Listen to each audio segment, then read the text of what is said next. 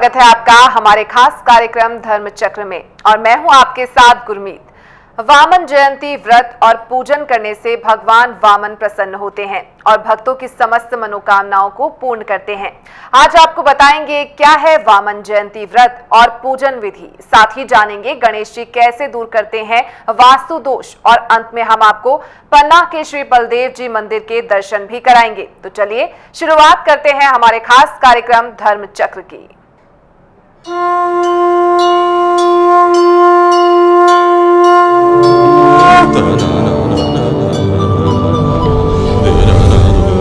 धर्म चक्र। भाद्रपद मास के शुक्ल पक्ष की द्वादशी को वामन द्वादशी या वामन जयंती के रूप में मनाया जाता है। धर्म ग्रंथों के अनुसार इसी तिथि को श्री विष्णु के रूप भगवान वामन का अवतार श्रवण नक्षत्र के अभिजित मुहूर्त में हुआ था। वामन अवतार भगवान विष्णु का महत्वपूर्ण अवतार माना जाता है। भगवान की लीलाएं अनंत हैं और उसी में से एक वामन अवतार है। इसके विषय में वेद पुराण में विस्तार पूर्वक कहा गया है। आज हम आपको बताएंगे क्या है वामन जयंती व्रत और पूजन विधि। तो ये सब जानने के लिए सीधे चलते हैं पंडित वैभवनाथ शर्मा के पास। नमस्कार, मैं हूं वैभवनाथ शर्मा और आज हम लोग चर्चा करेंगे वामन जयंती के बारे में। वामन जयंती भाद्रपद मास के शुक्ल पक्ष की द्वादशी तिथि को मनाई जाती है। द्वादशी तिथि के मनाए जाने के कारण ही इसे वामन द्वादशी भी कहा जाता है। हमारे धर्म ग्रंथों के अनुसार इस शुभ तिथि को श्रवण नक्षत्र के अभिजित मुहूर्त में भगवान श्री विष्णु के एक रूप भगवान वामन का अवतार हुआ था। इस तिथि पर मध्याह्न के समय में भगवान वामन का अवतार हुआ था। उस समय श्रवण नक्षत्र था।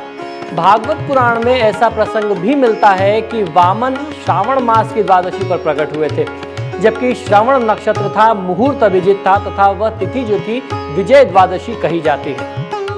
पुराणों में आई कथा के अनुसार देवी माता आदिति ने भगवान विष्णु जी की तपस्या की। तपस्या से प्रसन्न होकर के भगवान ने उन्हें वरदान दिया कि वे अदिति माता के पुत्र के स्वरूप में जन्म लेकर के देवताओं को राजा बलि के भय से मुक्ति प्रदान करेंगे। इसी वरदान को पूरा करने के लिए भगवान ने माता अदिति के घर में भाद्रपद मास के शुक्ल पक्ष की द्वादशी तिथि के दिन वामन स्वरूप में अवतार लिया। जन्म के कुछ ही समय में भगवान बालक से युवा स्वरूप हो गए। इस समय राजा बलि यज्ञ कर रहे थे। भगवान वामन यज्ञ स्थल पर पहुंच करके राजा बलि से बोले कि उन्हें दान स्वरूप 3 पग भूमि चाहिए। राजा बलि ने भगवान की मांग को स्वीकार करते हुए उनसे कहा कि आप जहां चाहें वहां 3 पग भूमि ले लें। बलि ने के इतना कहने पर भगवान ने विराट रूप धारण किया और सिर्फ 2 पग में ही धरती और आकाश को नाप लिया। इसके बाद तीसरे पग में राजा बलि को पाताल भेज करके भगवान ने देवताओं को बलि के भय से मुक्ति दिलाई। बलि के पाताल जाने के बाद ऋषि मुनियों एवं देवी देवताओं ने भगवान की पूजा एवं स्तुति की। परंपरागत रूप से ही उस दिन से ही वामन अवतार की पूजा चली आ रही है। अब जानने की बात यह है, बहुत आवश्यक बात, कि इस तिथि में हमें और आपको किस प्रकार से पूजा आराधना करनी चाहिए।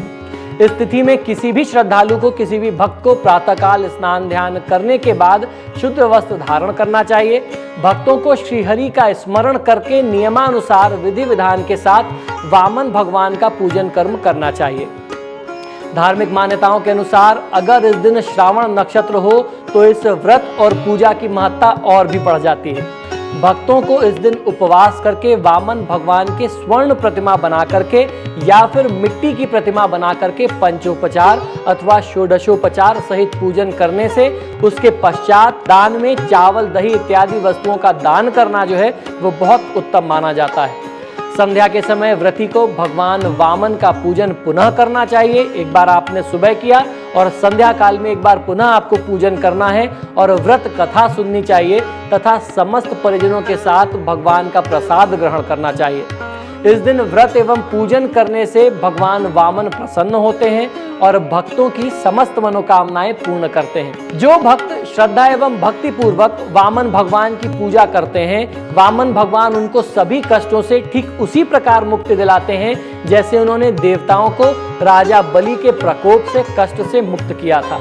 तो आइए अब जानते हैं वामन जयंती की कथा क्या है। इस कथा को श्रवण करने का हमारे धर्म शास्त्रों में सबसे ज्यादा महत्व मिलता है।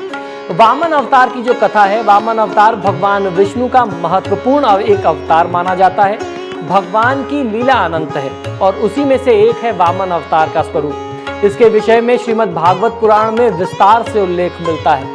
हरदोई जो उत्तर प्रदेश में एक स्थान पड़ता है, एक जगह है हरदोई, उस स्थान को हरिद्वई के नाम से भी जाना जाता है क्योंकि भगवान ने यहाँ 2 बार अवतार लिया था।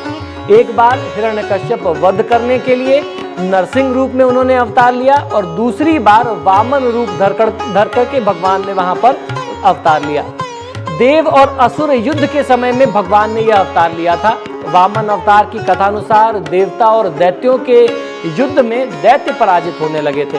पराजित दैत्य मृत एवं आहतों को लेकर के अस्ताचल चले जाते हैं और दूसरी ओर दैत्यराज बलि इंद्र के वज्र से मृत हो जाते हैं। तब दैत्यों के जो गुरु थे शुक्राचार्य, अपनी मृत संजीवनी विद्या से बलि और दूसरे अन्य दैत्यों को भी उन्होंने जीवित कर दिया। जीवित करने के साथ साथ वह उन्हें स्वस्थ भी कर देते हैं। राजा बलि के लिए शुक्राचार्य ने एक यज्ञ का आयोजन किया तथा अग्नि से दिव्य रथ, बाण और अवेद्य कवच प्राप्त किया। इससे असुरों की शक्ति में वृद्धि हो जाती है और असुर सेना अमरावती पर आक्रमण कर देती है। भगवान विष्णु का वामन अवतार देवताओं के राजा इंद्र को दैत्यराज बलि की इच्छा का ज्ञान होता है और यह ज्ञान होता है कि बलि 100 यज्ञ पूरे करने के बाद स्वर्ग लोक को प्राप्त करने में सक्षम हो जाएगा। तब इंद्र भगवान विष्णु की शरण में जाते हैं। भगवान विष्णु उनकी सहायता करने का आश्वासन देते हैं और वामन रूप में माता अदिति के गर्भ से उत्पन्न होने का वचन भी देते हैं। दैत्यराज बलि द्वारा देवों के पराभव के बाद ऋषि कश्यप के कहने से माता अदिति जो है पयोव्रत का अनुष्ठान करती हैं, जो पुत्र प्राप्ति के लिए ही किया जाता है। तब भगवान विष्णु भाद्रपद मास के शुक्ल पक्ष की द्वादशी के दिन माता अदिति के गर्भ से प्रकट होकर के अवतार लेते हैं तथा ब्रह्मचारी ब्राह्मण का स्वरूप धारण करते हैं। महर्षि कश्यप ऋषियों के साथ उनका उपनयन संस्कार करते हैं। वामन बटुक को महर्षि पुलह ने यज्ञोपवीत, अगस्त महाराज ने मृगचर्म, मरीचि ने पलाश का दंड और अंगिरस ऋषि ने वस्त्र, सूर्य देवता ने छत्र, भृगु ने खड़ाऊं, गुरुदेव बृहस्पति ने जनेऊ तथा कमंडल और माता अदिति स्वयं जो थी उन्होंने कोपिन, देवी सरस्वती ने रुद्राक्ष की माला तथा कुबेर भगवान ने भिक्षा का पात्र प्रदान किया। ये जो स्वरूप था, इस स्वरूप को बनाने में अलग अलग देवी देवताओं ऋषि मुनियों की भूमिका और आशीर्वाद रहा। तत्पश्चात भगवान वामन पिता से आज्ञा लेकर के बलि के पास जाते हैं दान लेने के लिए। उस समय राजा बलि जो है नर्मदा नदी के तट पर वहां पर अंतिम यज्ञ कर रहे होते हैं और उस समय में भगवान वामन ने उनसे 3 पग भूमि का दान मांगा और उस दान के स्वरूप बलि को रसातल में जाना पड़ा, यानी पृथ्वी लोक के नीचे जाना पड़ा, धरातल में जाना पड़ा और तब जाकर के इस सृष्टि की और देवी देवताओं की सुरक्षा हो पाई। तो इस प्रकार से यह संपूर्ण कथा थी। हमारे धर्मशास्त्रों में कहते हैं कि इस कथा को सुन लेने मात्र से अश्वमेध यज्ञ के बराबर उसके समान फल मिलता है। आपने ये कथा सुनी। भगवान वामन और भगवान श्री विष्णु आपका कल्याण करें, आपके परिवार का उत्तरोत्तर विकास होता रहे, इसी प्रार्थना के साथ हमें आज्ञा दीजिए। नमस्कार। तो सुना आपने वामन जयंती व्रत का कितना महत्व है और इसकी सही पूजन विधि क्या होती है, ये भी आपने जानी। फिलहाल यहाँ पर रुकेंगे एक छोटे से ब्रेक के लिए।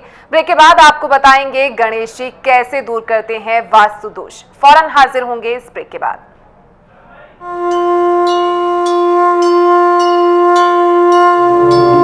Ta-da-da.